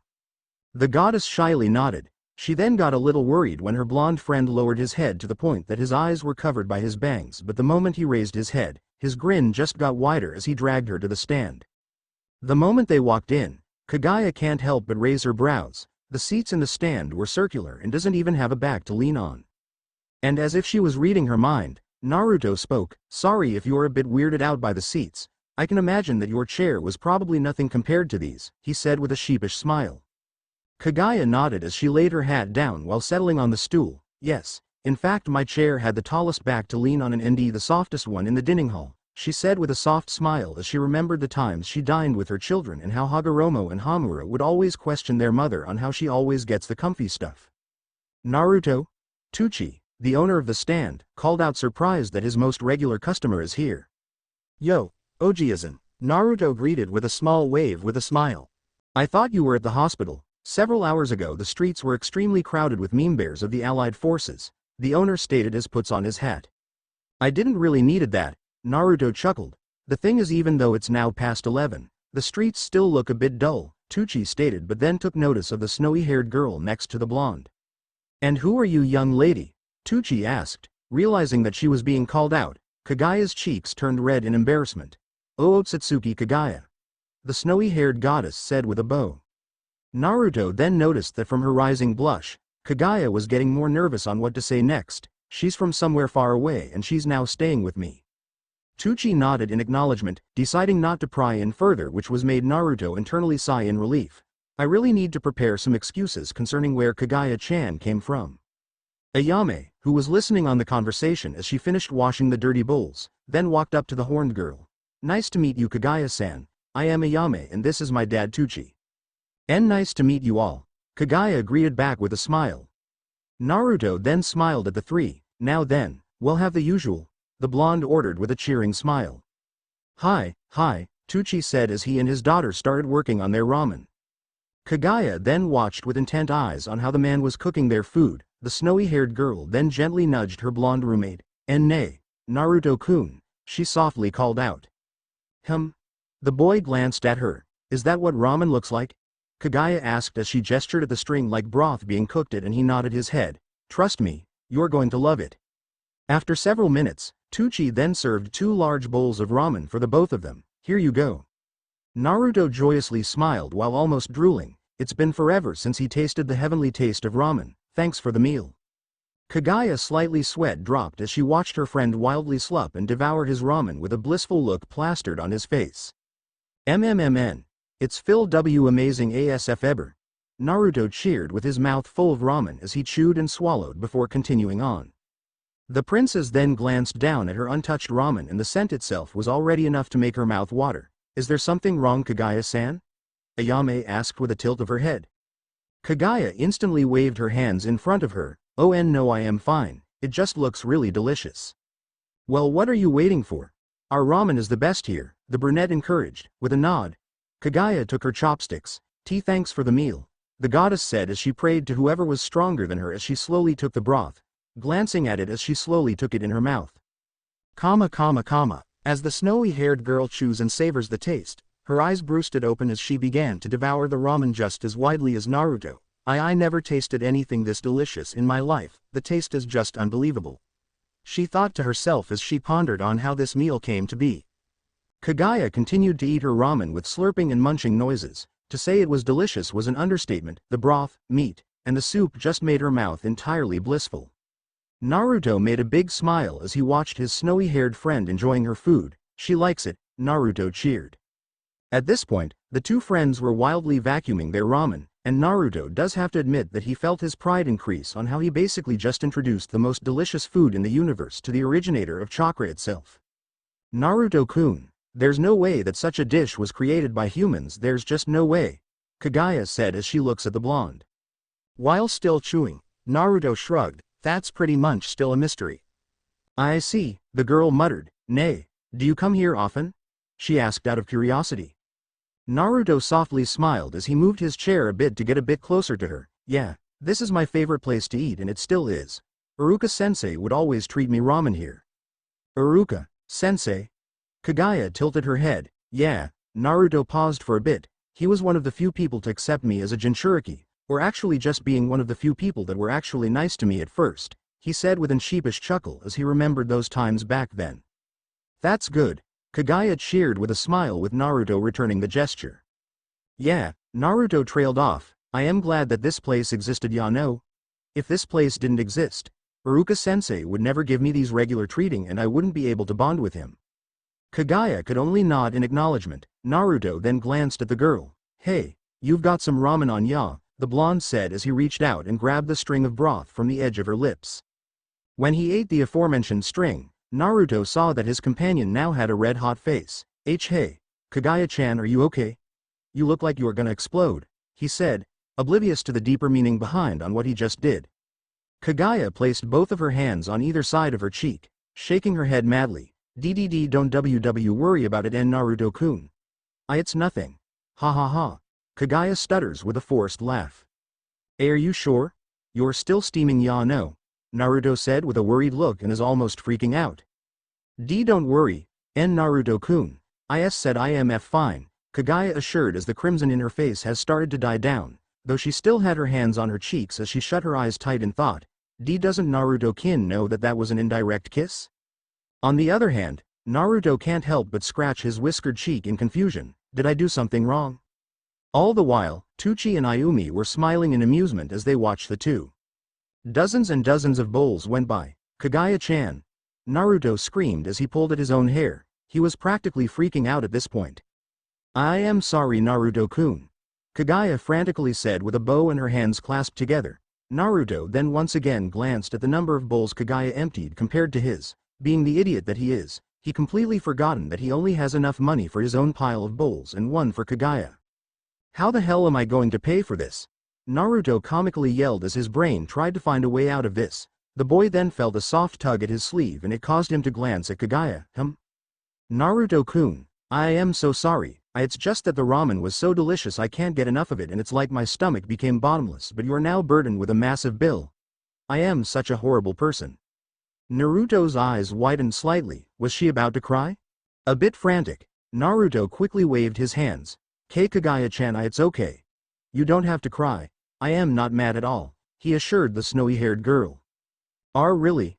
The amount that I have is probably way beyond your budget, Kaguya stated sadly while the tears that almost rolled down her cheeks. MN. Naruto nodded happily and then gave Teuchi a sad look akin to a puppy. Teuchi on the other hand just internally facepalmed. Did he really have to do that? It's alright, Teuchi said as he raised his hand. I'll let Kaguya-san off the hook, but you still have to pay Naruto. The blonde just nodded. Just give me a sec, though when Naruto reached for his frog wallet, it fell from his pocket. Kaguya bent down and picked up her friend's wallet, but Naruto was doing the same thing and their hands made contact. Though right before they could get a chance to retract their hands, the pair were engulfed by a burst of smoke. What the?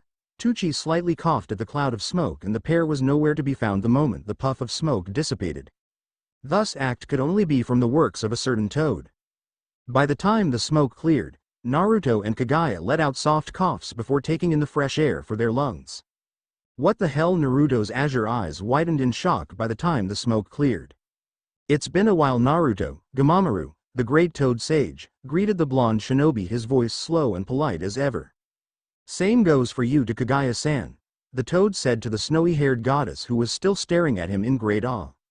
The greeting snapped the horned girl out of her trance and stuttered, who are you? The giant toad sighed. I know I've grown in size, but surely you can still remember me, Kaguya-san. Orange toad, toad that refers to her as Kaguya-san. Has a professor's hat, GGG Gama-chan. Kaguya screamed, which was loud enough to make Naruto back away a bit with a freaked out face. Ha ha ha ha ha. The titanic toad laughed out loud with a smile on his wrinkled face. It's been eons, hasn't it? Kaguya-san. The snowy-haired girl hovered through the steps stairs and now directly stood before the toad. Is that really you, Gama-chan? Yes, it's me, the great toad reassured her, with a smile of delight that kept getting bigger. Kaguya rushed forward and hugged the toad by its leg. You've gotten so big, Gama-chan. Gamamaru's wrinkled lips curves into a smile. And it's nice to meet you again, Kaguya-san, he said back. Why, you two know each other? Naruto asked dumbfounded. Hi, Kaguya said with a soft smile as she gazed at the blonde. Hagoromo and Hamura met him one day, and that was when he was still the size of a dog, she said with a raised finger to emphasize. Naruto hummed as he scratched his whiskered cheek. I always thought that Toad Geezer has always been that big. The snowy-haired girl laughed awkwardly. If that was the case, then he would have destroyed the walls of my palace. The blonde chuckled in embarrassment. Gee, good point. Gamamaru looked at the pair as they shred a soft laugh together. He instantly knew that this will be very interesting. Naruto, the toad called out as the Jinchuriki turns his attention to him. As much as I am happy to see an old friend back, would you be so kind and care to elaborate? And with that, several minutes passed with Naruto explaining how he was able to basically bring back Kaguya and dispose her other self for good with the help of Hagoromo's seals. And I am forever grateful for what Naruto-kun has done for me, Kaguya finished for him with a slight flush, and with that, Gamamaru lets out a nod and the Jinchuriki was actually wondering if the toad actually foresaw this event and just paid no mind to it in the end, though he can't help but smile softly as he watched his snowy-haired friend happily chatting with the toad sage. Nay. Does that mean that the Toad Geezer was your pet? Naruto asked as he turned his gaze towards Kaguya. Kaguya then gave the blonde her attention. Not really, ever since Hagoromo and Hamura met him he just came to visit regularly. How did you react when you saw him? Naruto asked with an eager grin. This question made Kaguya let out a soft awkward laugh. I thought me and the kids were going crazy, she said as she stuck out her tongue. Naruto can't help but chuckle while scratching his whiskered cheek that suddenly felt warm. Whenever he visits us, he would normally just roam around the palace and ask for snacks along the way or just warn us of oncoming threats, Kaguya said to her blonde companion. Maybe the snacks is why the Toad Geezer is so big, Naruto lightly joked as he took a thinking pose and it easily made the girl giggle softly. The two were oblivious to the toad's sweat drop as he cleared his throat, which instantly gained the two's attention. Anyway, Naruto, even though I have already foresaw this, I have summoned you here to Mount Moyobuko to give you a simple thanks for not only ending the war, ending the cycle that is Indra and Asura, and even saving an old friend. Kaguya wanted to smile in delight, but the name of their location aroused her curiosity. Mount Moyobuko? Gama-chan, is this where you live? Oh right, you never knew, ha ha ha ha. Gamamaru laughed but was interrupted with his coughing. Kaguya suddenly felt her face getting hot from either embarrassment or irritation. She bet it was both. Why didn't you show us all this time? Kaguya asked as she looked around the massive room in awe, and she knew there was way much more to this place. You never asked, Gamamaru said to his friend like it's the most obvious thing in the world. This made Kaguya lowered her head in shame and embarrassment with a gloomy aura emanating from her. As Naruto laughed sheepishly, Gamamaru then spoke to them on a now serious tone. However, what do you desire to do now, Kaguya-san? With you walking on this earth once more, surely you are not going to go on a power-hungry rampage again, are you? The Toad Sage said as he gave the girl a piercing gaze. The Toad Sage's question left Kaguya a bit taken aback. No, that would never happen again. The heiress shouted as she ponders her next words. After a few seconds, she gave her toad friend a firm gaze. I want to redeem myself. I want to stay with Naruto-kun and the others as we fight whatever evil that refuses to sleep and enjoy this second chance that Naruto-kun that has bestowed upon me. The horned girl's deceleration made both Naruto and Gamamaru softly smile in delight. Kaguya-chan, the blonde muttered while still having his smile. Gamamaru then spoke. That's good, Kaguya-san. Feeling the significance of once again being able to walk around freely on this earth with this second chance bestowed upon you is very appropriate, but make sure that your path will never give way to the darkness again, understood? MN. Kaguya nodded with a determined smile, with Gamamaru returning the gesture. The Titanic Toad then turns towards the Jinchuriki. Naruto, since this is Kaguya-san's first time here, why don't you two explore the mountains for a bit before I send you two off, he suggested. Naruto threw a grin as he looked up at the sage. That's just what I was thinking. With that said, he then took Kaguya's delicate hand. Akuzo, Kaguya-chan. Wait, I have so much I want to ask him. Kaguya was unable to finish her protest as the blondes pulled her to the massive exit. Gama-chan, she called out. Come back later. I might hand you some of my lunch. Gamamaru casually waved at the two as he opened his aged eyes, showing its now mirthful look. Welcome back, Kaguya-san, Gamamaru said as a few tears were actually on the verge of leaking out. Naruto suddenly stopped dead on his tracks the moment he exited the massive room, and Kaguya ended up bumping face first in his back. Ow! The girl grunted. Naruto-kun? Kaguya called out in concern while softly rubbing her nose. However, the heiress became even more concerned when the blonde suddenly went pale and began shivering. Lunch? Naruto stuttered. Naruto-kun, why you're turning green? Kaguya panicked as the blonde looked like he had just taken poison. Please, I don't want to eat here, Naruto said as he turned his shivering form to the heiress. Said statement made Kaguya look at him dumbfounded. Huh? The blonde's quivering lips managed to curve into a weak smile as he placed his shaky hands on her shoulders. Please, Kaguya-chan, when you see their lunch, kill it with fire, please, Naruto said as his face now turned green. At this very moment, Naruto ended up reliving the sensation of their food, which was nothing more than a horde of insects crawling into the very depths of his mouth, wildly wiggling from the inside. Kaguya was starting to panic as she lightly shook her blonde friend. Naruto-kun, snap out of it, she cried out, and from the looks of it, it looked like he went through some kind of trauma that he would rather forget forever. Naruto managed to return to reality but was still a bit wobbly. Sorry, let's just make sure to stay out of there. Food, the blonde said, cringing. Oh, okay. Kaguya nodded as the two roommates walks off into the distance. Reformation. During the several minutes they have spent, Naruto and Kaguya continued to explore the vast expanses of the mountain. Naruto still felt sick to his stomach, so the snow-haired heiress had to lead the way as she held onto his hand as if he would not follow her if she let go. Truth to be told, Naruto was actually quite enjoying himself being dragged around by his snow-haired companion, and he would often throw amused expressions whenever Kaguya gets easily impressed at something as simple as a giant plant. Though he can't help but recall the statement of the snowy-haired heiress, knowing that Kaguya-chan still wants to fight. I just hope that we don't get caught in her justice, Naruto said internally with a forced smile as he imagines the heiress in battle. Standing in a rocky terrain full of chibi Madaras was a chibi Otsutsuki Kaguya, and was wearing a big dark brown witch's hat with a crudely stitched smiley face on it, which serves to contradict her white kimono.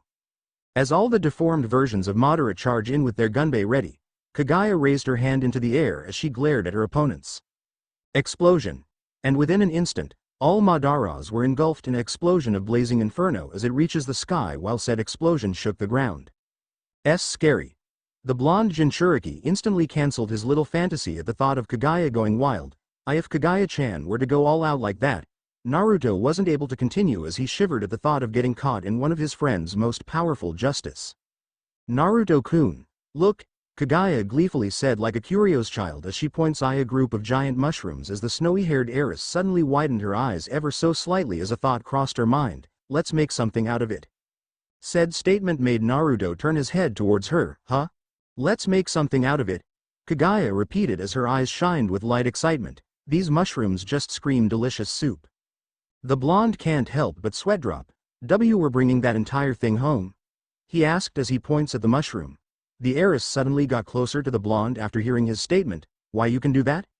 It seems like the snowy-haired heiress was a bit too excited to even realize that their faces were just inches apart, and that alone was enough to reduce Naruto into a blushing mess. Kaguya-chan. See, calm down. Naruto stammered as he frantically waved his hands in front of him. It's just that it's impossible to take that entire thing with us, Naruto continued as he placed his hands on Kaguya's shoulders and pushed her away gently, as she was getting way too close. I see, Kaguya said as she slightly hangs her head while lightly whacking her head. I got way too excited. Both teens suddenly heard a voice near them. Gamamaru wasn't lying, it really is the rabbit goddess. Both the blonde boy and the snow-haired girl looked behind them, and when both of them saw nothing, they shifted their gazes downward and saw two toads. The first toad, where the voice originated from, was light green in color and had thick white eyebrows and goatee along with a single tuft of white hair sticking out, and over his body was a dark cloak. The second toad appeared to be female, with curly purple hair and skin with matching color, but her face was a pale yellow along with the front of her body, and she also wore the same dark cloak. Before Kaguya even noticed it, she was approaching the two toads with her eyes showing a glint of curiosity. Another talking toad? As she said this, she knelt down and picked up the green one. What's your name? Kaguya asked with a fond smile. It's Fukasaku, the toad said, but with a bit of a cautious expression on his face. The heiress instantly noticed the toad's expression and puts him back on the ground. Sorry. Honesty. When Gamamaru said that the rabbit goddess was here, we instantly panicked since we thought she was gonna bestow destruction in this place, the purple-haired toad said while letting out a small sigh of relief. My name is Shima, by the way, the toad now known as Shima said as she hoped her way towards the girl. Kaguya took her moment to glance again at both toads before greeting them. I am Otsutsuki Kaguya. She greeted with a bow before asking. Both of you know Naruto-kun? The two toads nodded in unison. We've been acquainted with Naruto for quite some time now, Fukasaku stated as Naruto walked towards the toads, stopping next to Kaguya. Hey there, Grandpa Sage and Granny Sage, Naruto greeted casually with a smile. Gamamaru summoned you here to simply thank you, but you suddenly have the rabbit goddess herself in tow, Fukasaku snorted.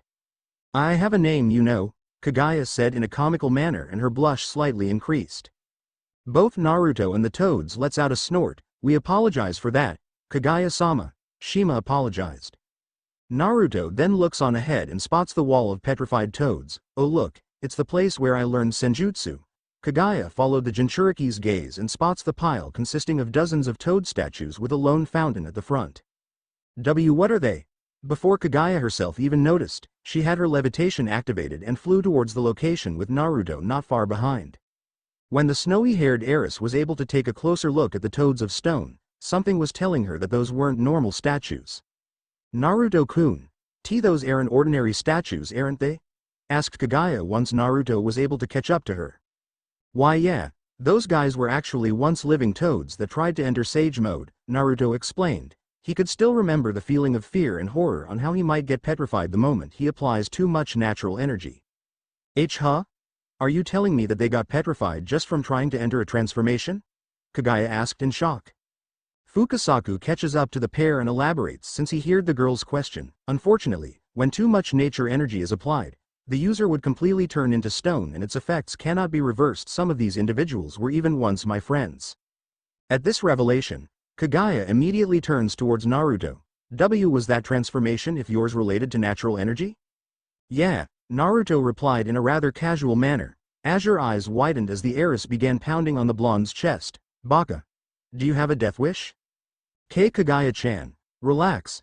I know how to balance the natural energy, Naruto said reassuringly as he grabbed hold of his friend's wrists as the girl starts to calm down before saying, just make sure of that. And Naruto just gave her a big smile and a thumbs up. Shima then steps in. Though just how did you return to life, Kaguya-sama? At this question, both teens shared a glance before Naruto spoke with a sigh. Here we go again.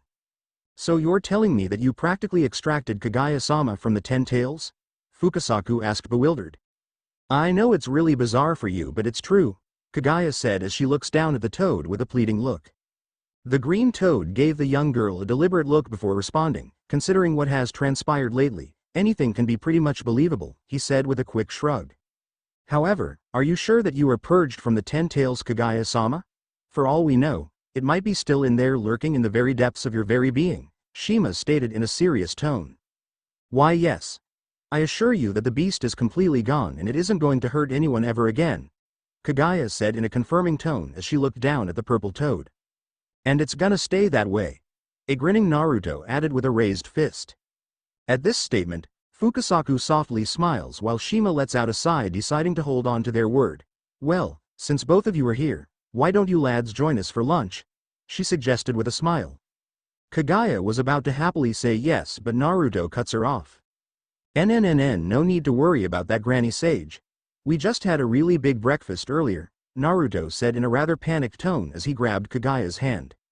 Kaguya wasn't able to continue talking as the sweating blonde pulled her away with him at full speed. The two speechless toads looked on as the departing duo left a trail of clouding dust due to their speed. Shima was the first one to speak. Why does Naruto suddenly look like he'd seen a ghost? At this moment, Fukasaku lets out a sigh. Face it, Shima, no human is ever going to like your cooking. Reformation. After running for what seemed like just a few seconds, the pair actually got a really good distance away from the toads and both were panting heavily with their lungs catching as much air as possible. Naruto-kun, why did you do that? That was rude to just run away from them, Kaguya said, lightly berated her blonde companion while catching her breath. I am sorry, Naruto apologized, it's just that Granny's food mmgghh. The blonde boy wasn't able to continue his sentence as he nearly puked on the ground. Kaguya became even more concerned as Naruto's face is once again changing color. Great, all that my mouth can remember is her cooking. At this point, the blonde's face was again turning green and was spouting gibberish nonsense. Thinking fast, the snowy-haired heiress saw a nearby tree and used her levitation to grab the hanging apple. Here, eat this, Kaguya said as she practically shoved the fruit into Naruto's mouth, and sure enough, the blonde wolfed down on the fruit, chewing and savoring its taste before spitting out the core. The boy lets out a few breaths of air before speaking. Thanks, Kaguya-chan. He was really relieved that the apple helped his mouth on forgetting the taste of the toad's cooking. I mean, no offense to Granny Sage, I am sure that it tastes really good for the other toads, but... Kaguya tilts her head to the side, but, it's just not meant for humans, Naruto shouted as he pulls on his blonde locks, though realized that complaining about it just makes the memories return, and with a heavy sigh, he plops down on the grass as he overlooks the grassy fields of the land of toads. Come to think of it, I've never really bothered to even look at the view of this place when I was training with Grandpa Sage, Naruto said internally as Kaguya sat next to him. The goddess had her mouth agape as she takes in the scenery. Pretty, the world can be really beautiful when you're high up top.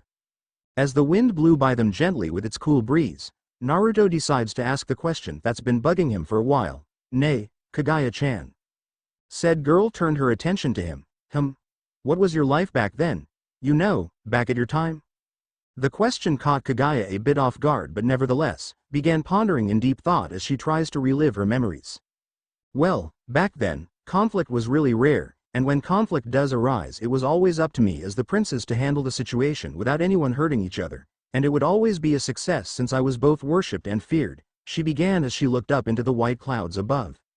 My life back then was hardly lifeless. Whenever I am outside the castle, there would always be thrilling adventures where I fight bad guys, she added with a smile as she punches the air with her fist, or just some really funny shenanigans with everyone. That's why I tend to go outside the castle from time to time and search for something to entertain me, though my servants would always yell at me to come back and do my work as a princess the moment they saw me sneaking out the door or the window. And let me guess, you blew them a raspberry and ran out anyway, right? Naruto asked with a smile, and judging from Kaguya's reaction, he was spot on and that made his smile bigger. Bingo, the boy chuckled, if you're wondering, I always did that from time to time at the academy. Kaguya's eyes widened slightly at the blonde's statement and softly pouted. Naruto-kun, it's bad to be a slacker at school, she lightly breathed, which made the blonde just chuckle even further. Deciding to move on, she cleared her throat and continued, anyway, I always find myself either bored or just tired from paperwork, and to this day I still can't believe that stacks of paper can actually defeat me." She lightly laughed while sticking out her tongue before continuing. "What about your parents and the rest of your family?" Naruto pressed on. He knew that this question might be a sensitive topic for her, but he figured it was still worth asking. But why does he feel that the question he just asked would have negative effects instead of vice versa? My parents." Kaguya trailed off as her gaze went to the ground in deep thought. I can't remember them." Her eyes slowly widened in horror as those words slowly left her mouth as the eerie silence passed by them as Naruto looks at her in shock. So friends, that for now I end the story. Thanks for watching.